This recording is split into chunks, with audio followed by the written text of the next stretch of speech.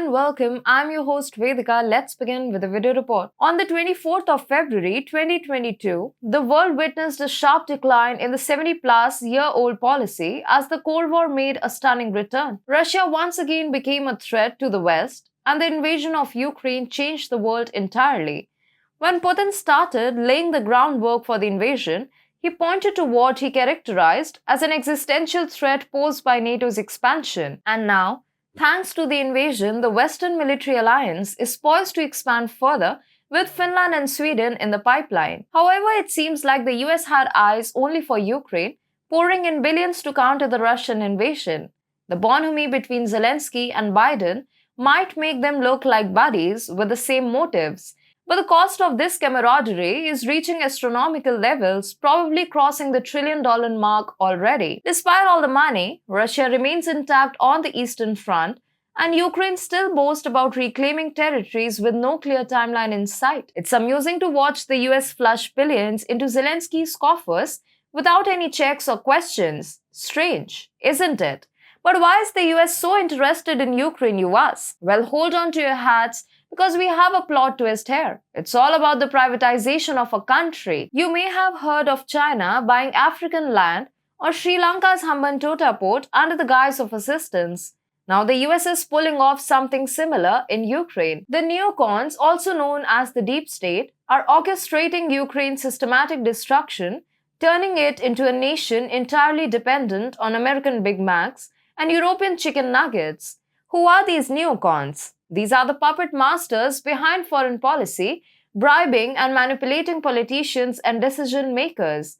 Their agenda is profit-driven, pushing for nuclear superiority against Russia and expanding the militarily-industrial complex. Their plan is not to win the war, but to destroy countries. The engineered economic and social destruction of sovereign nation-states allows creditors to pick up the pieces and appropriate real wealth.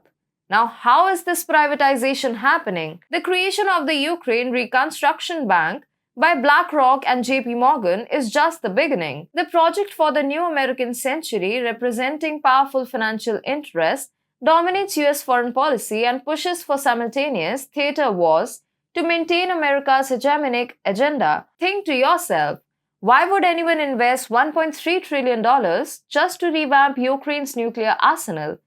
It doesn't add up, right? Well, that's because the objective is not to win the war, but to engineer chaos and control the national economies of sovereign states. The agenda of these neocons is conducted through regime change, color revolutions, and the imposition of soaring dollar-denominated debts, leading to political and social chaos. And guess what?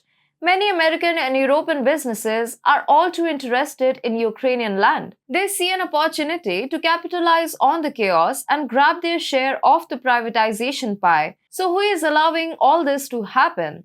Zelensky, the puppet stationed by Igor Kolomievsk and renowned Victoria Nuland, is playing his part in this grand drama. In a sense, Ukraine is not at war with Russia. Instead, the US is at war with Ukraine. And Ukrainians are about to be trapped in a death spiral beyond their wildest imagination. So it's time to wake up and see the bigger picture. Ukraine is on its way to becoming the world's first ever private nation, owned and operated by the powers that be. Ukraine's fate is intertwined with the interests of powerful forces who seek to control nations and profit from their destruction. Hold on to your seats, folks, for the world is witnessing a geopolitical rollercoaster like never before. The tale of Ukraine as the first private country is just the beginning. Who knows who could be the next? Taiwan